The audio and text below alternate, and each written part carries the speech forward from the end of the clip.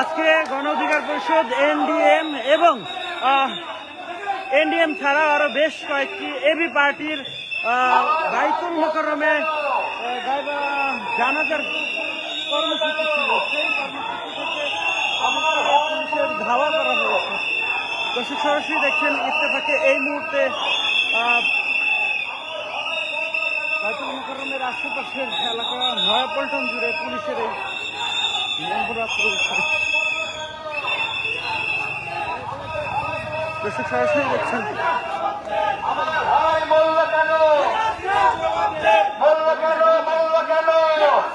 সরাসরি দেখছিলেন এবং আপনাদেরকে একটু বলবেন যে কি হয়েছে, কি হয়েছে।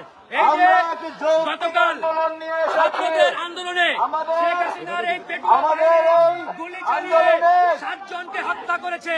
সেই 7 জন শিক্ষার্থীর হত্যার প্রতিবাদে আমরা রাজপথে নেমেছি।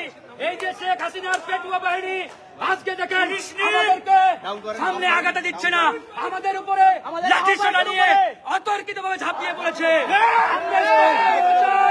গুলি চালিয়ে আন্দোলন বন্ধ করা যাবে না, বলতে চাই গুলি চালিয়ে ছাত্রদের এই আন্দোলন দমাতে পারবেন না।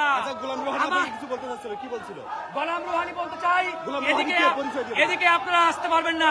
এই গোলাম রুহানিকে সবাই চিনেন, সাবেক ছাত্রলীগের সেক্রেটারি গোলাম রব্বানীর ছোট ভাই। সে ছাত্রলীগের ক্যাডার ছিল, আজকে সে আবার আমাদের অপরিচিত ভাবে ঝাঁপিয়ে পড়ছে। বন্ধুগণ, আমরা স্পষ্ট করে বলতে চাই এই পুলিশ দিয়ে আন্দোলন দমানো যাবে না, শেখ হাসিনার পেটুয়া বাহিনী দিয়ে আমাদের আটকানো যাবে না। আমার ভাইকে গুলি করে হত্যা করা হয়েছে, আমার ভাইয়ের বুকে গুলি লেগেছে, আমরা চুপ থাকবো না, আমরা চুপ থাকবো না।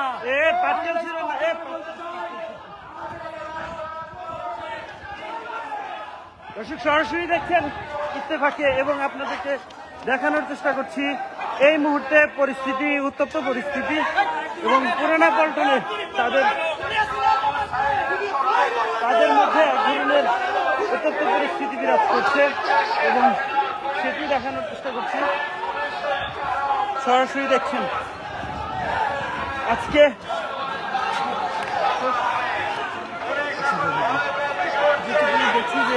সরাসরি দেখানোর চেষ্টা করছি এই মুহূর্তে পুরানা পল্টনের অবস্থান। দুই পাশে কিন্তু পুলিশ রয়েছে, সে সাথে বিক্ষোভকারী রয়েছে এবং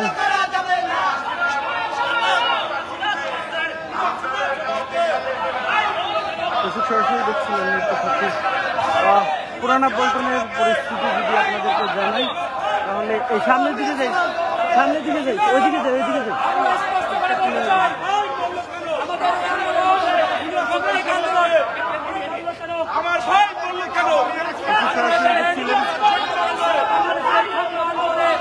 এই হাসিনার পেটুয়া পুলিশ বাহিনী গুলি চালিয়ে 7 জন শিক্ষার্থীকে হত্যা করেছে।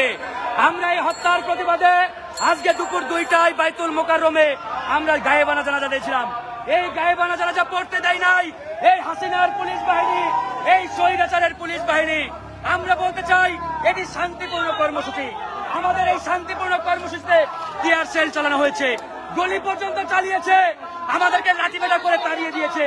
আমরা তারপরে বলবো আমাদের এই আন্দোলন পুলিশ দিয়ে দমানো যাবে না, আমাদের এই আন্দোলন পুলিশ দিয়ে বন্ধ করা যাবে না। আমরা এই আন্দোলন চালিয়ে যাব। এই আন্দোলন এখন থেকে হাসিনার পতন আন্দোলনে পরিণত হবে, কারণ এই ছাত্রদের বুকে গুলি চালিয়েছে হাসিনা। হাসিনার পতন না হওয়া পর্যন্ত আমরা আর কেউ ঘরে ফিরবো না। সরাসরি দেখছিলেন, আপনারা জানেন যে বাইতুল মোকাররমে গতকাল যে বৈষম্য বিরোধী ছাত্র আন্দোলন, সেই ছাত্র আন্দোলনের নিহতদের জন্য গায়েবানা জানাজার পড়ার একটি কর্মসূচি ঘোষণা করে গণ অধিকার, এনডিএম সহ বেশ কয়েকটি রাজনৈতিক সংগঠন। তারা অভিযোগ করছেন, গণ অধিকারের নেতারা অভিযোগ করছিলেন যে তাদের সেই জানাজা সেটি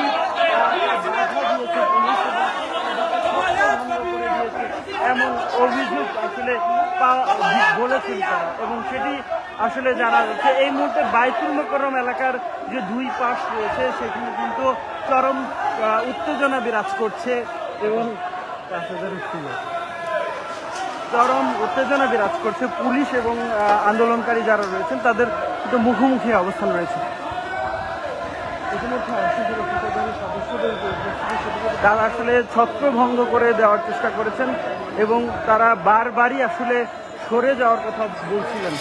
এবং এর পরে যেমনটা আসলে বলছিলাম আপনাদেরকে, পুরানা পল্টনের পরিস্থিতি, সাধারণ মানুষ যারা রয়েছে তারা সহ এবং এখানকার যারা আসলে এই জানাজার নামাজে অংশ নেওয়ার চেষ্টা করছিলেন তাদেরকে কিন্তু সরিয়ে দেওয়া হয়।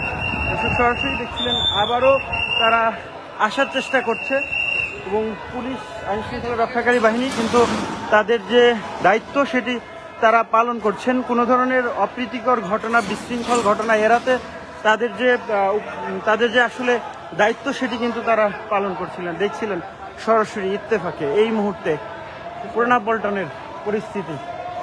এই ছিল এখন পর্যন্ত আমার কাছ থেকে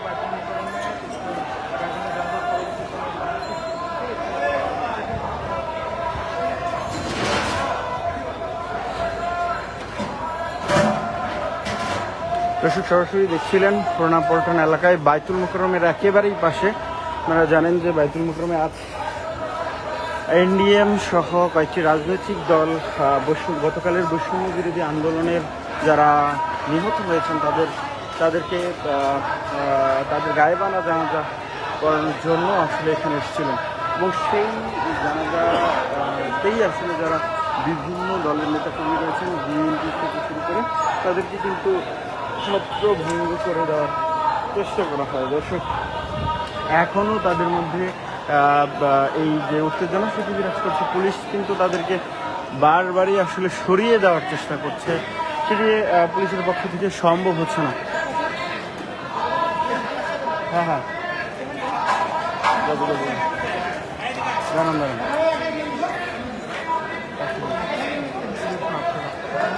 5,000 ছিল।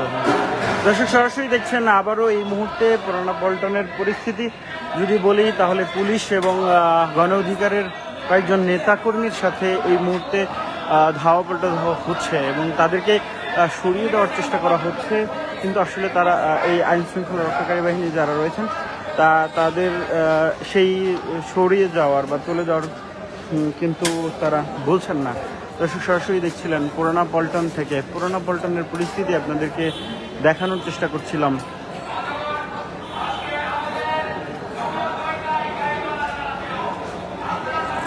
জানেন যে বাইতুল মোকাররমে আজকে গায়েবানা জানাজা অনুষ্ঠিত হওয়ার কথা।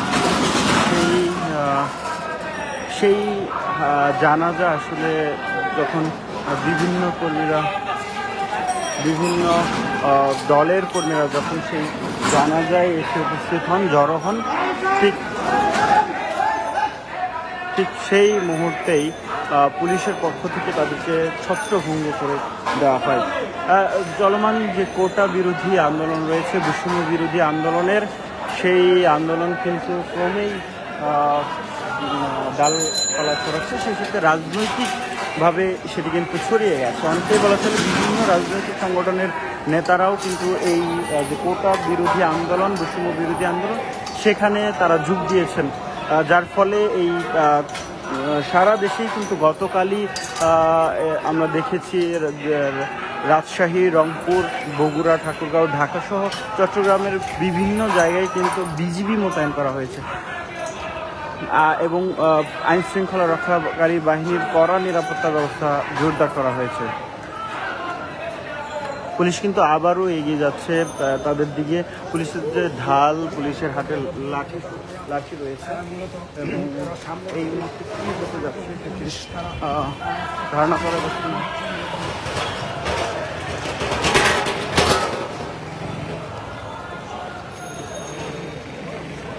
দর্শক সরাসরি দেখছিলেন ইত্তেফাকে, আপনাদের সঙ্গে ছিলাম,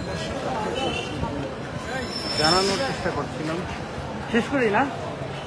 দর্শক সরাসরি দেখছিলেন ইত্তেফাকে, আপনাদের সঙ্গে ছিলাম শেখ নাসিরউদ্দিন, জানানোর চেষ্টা করছিলাম বাইতুল মোকাররম এলাকার পরিস্থিতি।